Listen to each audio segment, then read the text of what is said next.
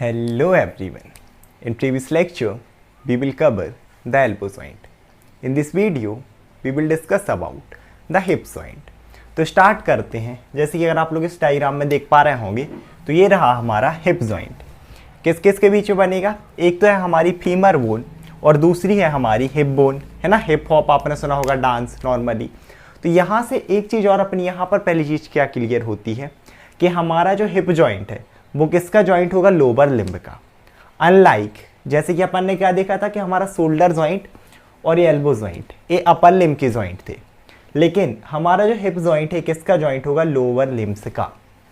तो एक चीज़ यहाँ पर हमारी ये क्लियर हुई कि it is the joint of lower limb. इसके अलावा हमने से पहले भी डिस्कस किया था बॉल एंड सॉकेट जॉइंट, है ना। जब साइनोवियल जॉइंट के टाइप पढ़ रहे थे तो उसमें हमने दो एग्जाम्पल लिखे थे। एक था हमारा शोल्डर जॉइंट जिसे हम डिटेल में पढ़ चुके हैं, और दूसरा था हिप जॉइंट। तो क्योंकि हमारा चाहे शोल्डर जॉइंट हो या हिप जॉइंट हो, दोनों ही किसके टाइप होते हैं? साइनोवियल जॉइंट के। और उसमें भी किसका सब टाइप अगर हम देखें तो क्या होगा? Ball and socket joint. मतलब एक बोन कैसी रहती है इसमें, अगर आप लोग देख पा रहे होंगे बॉल शेप की, जैसे कि हमारे फीमर का हेड है, और यहाँ पर ये जो होगा ना, जैसे वहाँ पर थी हमारी ग्लिनोइड कैप्टी, इस कैपुला में यहाँ पर होती है एसिटाबुलर कैप्टी। कैप्टी मतलब क्या होता है? आप बोल सकते हो हॉलो स्पेस, और वहीं पर इसका हेड हो जाता है फिट। तो ये बॉल एंड सॉकेट जॉइंट है। इसका मतलब क्या है कि जैसा हमारा शोल्डर जॉइंट पूरे मूवमेंट परफॉर्म कर रहा था, flexion, extension, abduction, adduction, medial rotation, lateral rotation, circumduction, तो सेम एस हमारा जो हिप जॉइंट है ये भी क्या करेगा? पूरे मूवमेंट, ऑलमोस्ट मैक्सिमम मूवमेंट ये भी पॉसिबल करता है। Flexion, extension, abduction, adduction, medial lateral rotation, circumduction. Reason but क्या है? देखो यहाँ तक तो ठीक है कि movement same as the shoulder joint, but इसका जो रेंज ऑफ मोशन है ना दैट इज रेस्ट्रिक्टेड।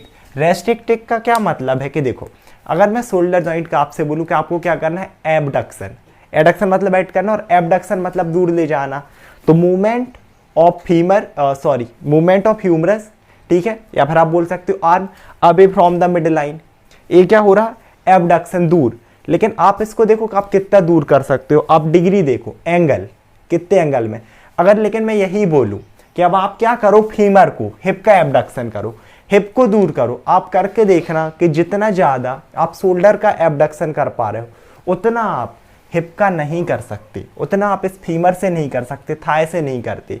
तो यही इस लाइन का मतलब है कि हिप जॉइंट भी किसका टाइप है? साइनोवियल जॉइंट का। किसके जैसे? शोल्डर जॉइंट के जैसे, बॉल एंड सॉकेट जॉइंट। लेकिन इसके जो रेंज ऑफ मोशन है थोड़े से कम रहेंगे। आप शोल्डर जॉइंट से मूवमेंट इससे भी उतने ही परफॉर्म कर सकते हो जितने इससे, बट इससे आप बोल सकते हो कि एकदम क्लियरली इसमें थोड़े से मूवमेंट रेस्ट्रिक्टेड रहते हैं, है ना। रेंज ऑफ मोशन थोड़ा सा आप बोल सकते हो कम रहेगा। आगे देखते हैं, जैसे कि अपन ने टाइप और सब टाइप तो डिस्कस कर ही लिया। अब इसके बाद क्या आता है? हमारा आर्टिकुलर सरफेस। तो आर्टिकुलर सरफेस इस डायग्राम में दिख ही रहा है। पहली चीज़ है हमारी फीमर बोन, और फीमर बोन का या तो आप बोलो अपर एंड और उसी अपर एंड में हेड। फीमर बोन का हेड है और हिप बोन का है हमारी एसिटाबुलर कैविटी। अगर मैं अलग से डायग्राम बनाऊं तो ये रही हमारी फीमर बोन। अगर अपन इस तरीके से देखें, ये हो गया हमारी फीमर बोन का हेड, और यहाँ पर इस तरीके से होती है एसिटाबुलर कैविटी, इस तरीके से हिप बोन की। तो ये दोनों हो गए आर्टिकुलर सरफेस। पहला हमारा हेड ऑफ द फीमर और acetabular cavity of hip bone. अब एक चीज़ और डिस्कस करते हैं। जब हमने शोल्डर जॉइंट पढ़ा था उसमें मैंने एक और हेडिंग यहाँ पर लिखवाई थी, स्टेबिलिटी फैक्टर। क्यों? क्योंकि उसमें हमने देखा था कि हमारा डायग्राम वो भी कुछ ऐसा ही था, लेकिन उसमें क्या हो रहा था कि अगर हम यहाँ पर ह्यूमरस को बनाएं तो हमने देखा था ह्यूमरस का हेड होता है बहुत बड़ा और ग्लिनोइड कैविटी होती है इससे बहुत छोटी, 4 गुना ज़्यादा बड़ा था हेड ऑफ ह्यूमरस। तो ये जॉइंट अनस्टेबल था, इसीलिए यहाँ बहुत सारे फैक्टर थे जो उसको स्टेबिलिटी प्रोवाइड कर रहे थे। बट अगर हम हिप जॉइंट की बात करें तो यहाँ पर आप लोग देख पा रहे होंगे ह्यूमरस जो हमारा फीमर है, फीमर का हेड है बहुत छोटा, और हमारी ये जो एसिटाबुलर कैविटी ये है बहुत बड़ी। तो ये जॉइंट आपका होता है कंपैरेटिवली स्ट्रॉन्गर, बहुत शोल्डर जॉइंट से तो बहुत स्ट्रॉन्ग होता है, स्टेबल होता है ना, मजबूत आप बोल सकते हो। इसीलिए आप कभी भी देखना आपने शोल्डर फ्रैक्चर, एल्बो फ्रैक्चर बहुत देखे होंगे। हिप का आप लोगों को फ्रैक्चर यहाँ पर ना फ्रैक्चर देखने नहीं मिलता, बहुत कम मिलेगा, है ना। सीवियर केसेस में, रेयर केसेस में, कोई गाड़ी आड़ी से गिर जाए, वो नहीं पी पा के चलाते रहते हैं, खड़े ट्रक में भेड़ रहे हैं, तब की बात अलग है, यूजुअली नहीं मिलता क्योंकि इसका हेड बहुत बड़ा है, इसको टोटली कवर कर लेता है। आगे देखते हैं लिगामेंट्स। तो लिगामेंट्स इसमें भी रहेंगे, जैसे कि लिगामेंट हमने डिस्कस किया कि कनेक्टिव टिश्यू होते हैं और इनका काम है बोन से बोन को कनेक्ट करना ताकि स्टेबिलिटी मिले। तो कौन कौन सी बोन को कनेक्ट करेंगे, एक तो है हमारी फीमर बोन और दूसरी है हमारी ये हिप बोन। अब देखो, अब इस हिप बोन में क्या होता है, इसे भी हम 3 पार्ट में डिवाइड करते हैं। ठीक, इस डायग्राम में क्लियर नहीं हो पाएगा, आप गूगल से इमेज सर्च कर सकते हैं। एक होता है हमारा पार्ट इलियम, एक होता है हमारा पार्ट इस्सियम और एक होता है हमारा पार्ट प्यूबिक। ऐसे 3 पार्ट में हम इस हिप बोन को डिवाइड करते हैं। तो अब देखो लिगामेंट क्या होगा, एक लिगामेंट जाएगा इस इस्सियम से, हम लेते हैं कि यह है हमारा इस्सियम, ठीक है, एक को ले लो इलियम और एक को ले लो प्यूबिस। ये हिप बोन है, इसके 3 पार्ट हैं सिर्फ समझने के लिए। तो जैसे पहला लिगामेंट कैप्सुलर, अच्छा कैप्सुलर लिगामेंट तो पक्का है, कैप्सुलर लिगामेंट हर साइनोवियल जॉइंट में रहेगा क्योंकि साइनोवियल का कैरेक्टरिस्टिक्स फीचर है कि आपका साइनोवियल कैप्सूल प्रेजेंट होगा और उसी कैप्सूल की आउटर मेम्ब्रेन, जिसे हमने बोला था फाइब्रस मेम्ब्रेन, उसी को ही हम बोलते हैं कैप्सुलर लिगामेंट या फिर आप बोल सकते हो फाइब्रस लिगामेंट। तो ये तो हमें लिखना ही है।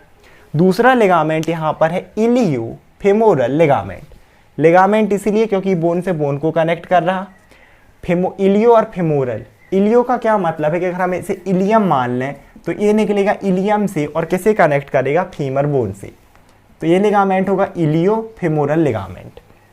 दूसरा है प्यूबो फेमोरल लिगामेंट। अगर ये हमारी बोन है, मान लो प्यूबस पार्ट है ना हिप बोन का, तो प्यूबस से कहाँ तक जाएगा, फेमोरल में, तो प्यूबो फेमोरल लिगामेंट जो कि प्यूबस को किससे कनेक्ट करेगा, फीमर से। तीसरा है हमारा इस्चियो फेमोरल लिगामेंट, फिर से बट को तोड़ना है, जो कि इस्चियम से निकलेगा और इस किस में जाएगा, फीमर में, मतलब it connect femur to ischium. तो इसे हमने बोला इस्चियो फेमोरल लिगामेंट। और इसके अलावा एक और हमें देखने यहाँ पर मिल सकता है राउंड लिगामेंट, ठीक है, राउंड लिगामेंट बोल लो या फिर ligament of head of femur.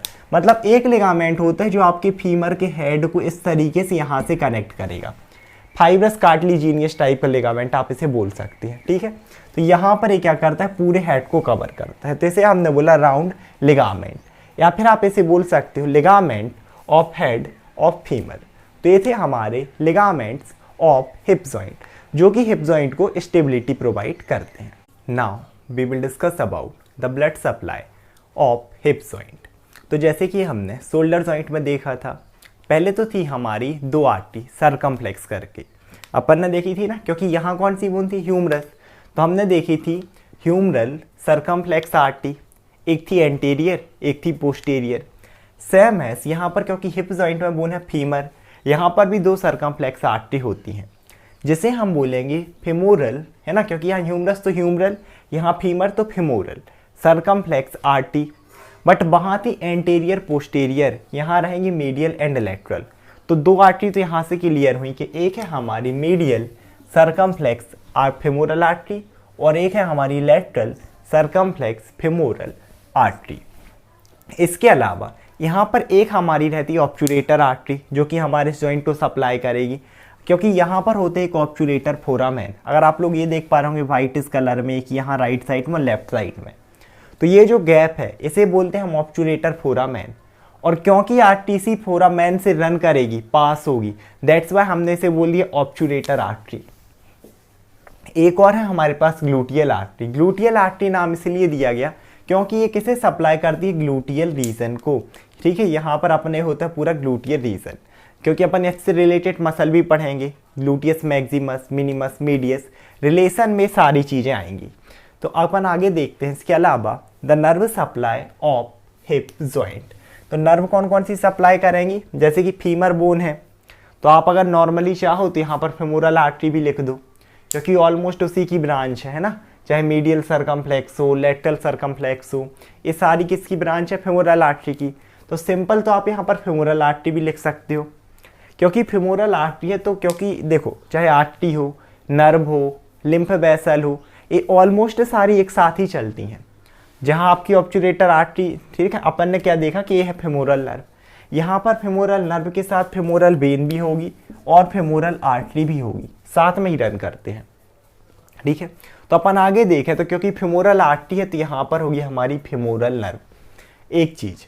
दूसरा, यहाँ पर जैसे ऑब्चुरेटर आर्टरी ऑब्चुरेटर फोरामेन से वहीं पर क्या रन करेगी, नर्व, जैसे कि मैंने पहले ही बताया, तो ऑब्चुरेटर नर्व। और साथ ही साथ यहाँ पर ग्लूटियल आर्टरी है तो ग्लूटियल नर्व भी होगी। मैंने बोला ना सभी क्या करती हैं, साथ ही साथ रन करती हैं।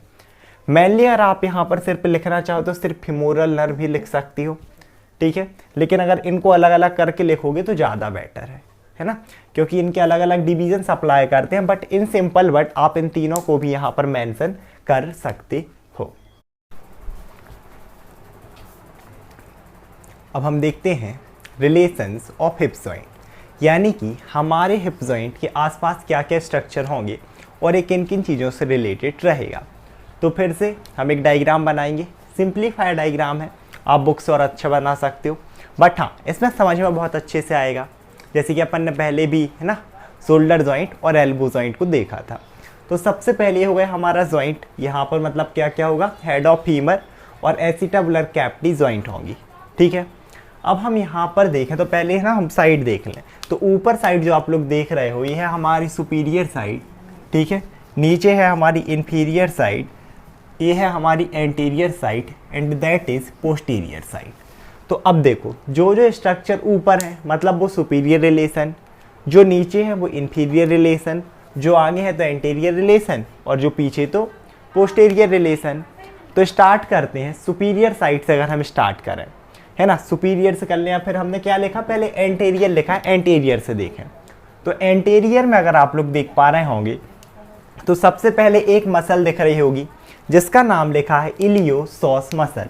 एक्चुअली इसमें क्या होता है, दो मसल एक साथ रहती हैं, एक है हमारी इलियकस और दूसरी होती है सॉस मेजर। तो क्योंकि दोनों एक साथ होती हैं इसीलिए हमने इस मसल को नाम दे दिया इलियोसॉस मसल। पहला एंटीरियर रिलेशन ये होगा। और अगर हम देखो तो यहाँ पर तीन चीज़ें और दिख रही हैं।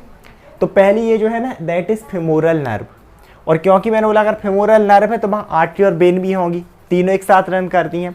तो उसके नीचे रेड में हमारी फेमोरल आर्टरी और फेमोरल वेन। तो एंटीरियर रिलेशन बहुत ईजी हो गए। पहला हमने क्या देखा, इलियोसॉस मसल मतलब इलियकस और सॉस मेजर। दूसरी चीज़ फेमोरल नर्व है, फेमोरल नर्व है तो फेमोरल आर्टरी, और अगर आर्टरी है तो फेमोरल वेन। ये थे एंटीरियर रिलेशन। ऑपोजिट देखते हैं एंटीरियर का, सीधे चलते हैं पोस्टीरियर की साइड। तो सबसे पहले ये छोटी सी मसल आप लोगों को दिख रही होगी, दैट इज पिरिफॉर्मिस मसल या फिर पायरिफॉर्मिस। और दूसरी ये बड़ी सी दिख रही होगी, मैंने बोला था ना कि अपन ग्लूटियस रीजन में ग्लूटियस मसल देखेंगे। तीन मसल होती हैं, एक जो सबसे बड़ी देख पा रहे हो ये होती है मैक्सिमस, जो सबसे यहाँ पर छोटी देख पा रहे हो वो होती है मिनिमस, और बीच में दोनों के प्रेजेंट होते से बोलते हैं ग्लूटियस मीडियस। तो पीछे एक तो है पिरिफॉर्मिस और दूसरी है बड़ी muscle that is gluteus Maximus muscle. ये थी हमारी पोस्टीरियर रिलेशन। अब हम देखें तो हमारे पास बचती है सुपीरियर और इन्फीरियर। सुपीरियर पहले देखते हैं। तो सुपीरियर अगर इसमें आप लोग देख पा रहे होंगे तो दो मसल तो क्लियर है और तीसरी भी है। तो दो तो ये पूरी पूरी क्लियर है, एक है हमारी मिनिमस, दूसरी है हमारी मैक्सिमस और तीसरी हमारी मीडियस और तीसरी मैक्सिमस। ग्लूटियस मैक्सिमस का स्मॉल पार्ट आता है बट आप इसे भी लिख सकते हो। तो superior relation gluteus Maximus, medius और मिनिमस मसल। इसके बाद आगे बढ़ते हुए अपन देखते हैं इन्फीरियर रिलेशन। तो इन्फीरियर में सबसे पहले ये है ऑब्चुरेटर एक्सटर्नस मसल। मैंने बोला था ना कि ऑब्चुरेटर जो फोरामेन था वहाँ दो मसल होती हैं, एक इनर साइड तो उसे बोलते हैं ऑब्चुरेटर इंटरनस, एक बाहर साइड तो उसे बोलते हैं ऑब्चुरेटर एक्सटर्नस। तो ये भी इन्फीरियर रिलेशन में। इसके अलावा इन्फीरियर रिलेशन में होता है हमारा एडक्टर ग्रुप ऑफ मसल। इससे पहले गलती से एबडक्टर लिख गया था बाय मिस्टेक, बट यहाँ नीचे कौन सा ग्रुप होता है हमारा, एडक्टर मसल ग्रुप। जैसे ऊपर क्या था रिलेशन में हमारा ग्लूटियस का ग्रुप था ना पूरा, मैक्सिमस का, फिर मीडियस, देन मिनिमस।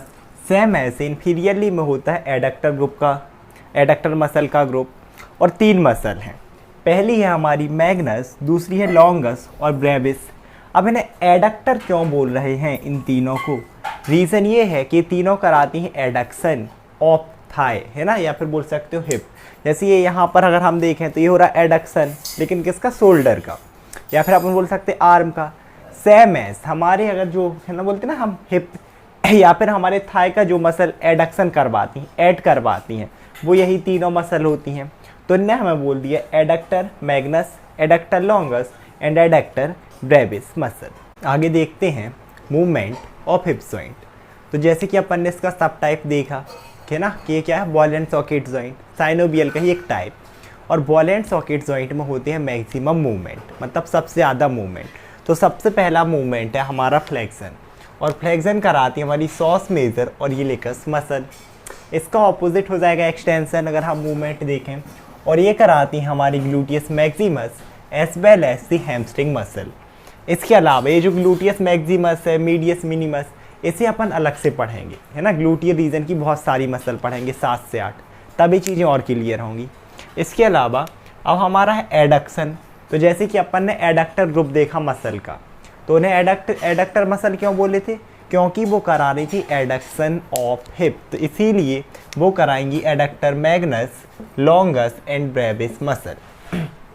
इसका ऑपोजिट होगा एबडक्शन, जो कि कराएगी कौन कौन, एक तो ग्लूटियस हमारी मिनिमस रहेगी और एक रहेगी मीडियस। अब इसके बाद आते हैं 2 मूवमेंट और, एक है हमारा मीडियल रोटेशन।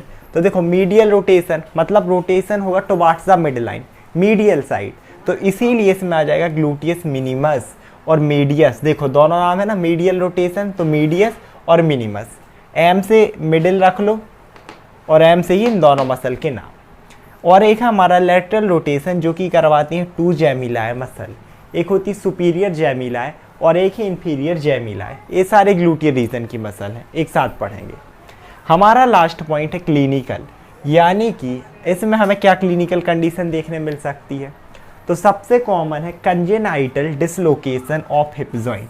कंजेनाइटल डिसलोकेशन का क्या मतलब है कि जो बर्थ से ही मिले, है ना, एक डिसलोकेशन डिफॉर्मिटी स्ट्रक्चर में बर्थ से ही मिले, उसे बोलते हैं कंजेनाइटल। इसके अलावा और भी कुछ और केसेस हो सकते हैं, किसी का एक्सीडेंट हो जाए, कुछ हो जाए, बहुत रेयर होता है इसका डिसलोकेशन, बट हो सकता है। और अगर इसका डिसलोकेशन देखने मिलेगा तो सिंपल सी बात है, जो जो इसके पास की आर्टरी हैं या नर्व हैं, है ना, उन सारे को डैमेज होने का खतरा रहेगा। कौन कौन सी नर्व हो जाएगी, हमने फेमोरल देखा था, ऑब्चुरेटर नर्व देखी, सियाटिक नर्व होती है, तो उनमें डैमेज हो सकता है। इस वीडियो में इतना ही। आई होप आप लोग वीडियो समझ में आया होगा। Thank you so much everyone.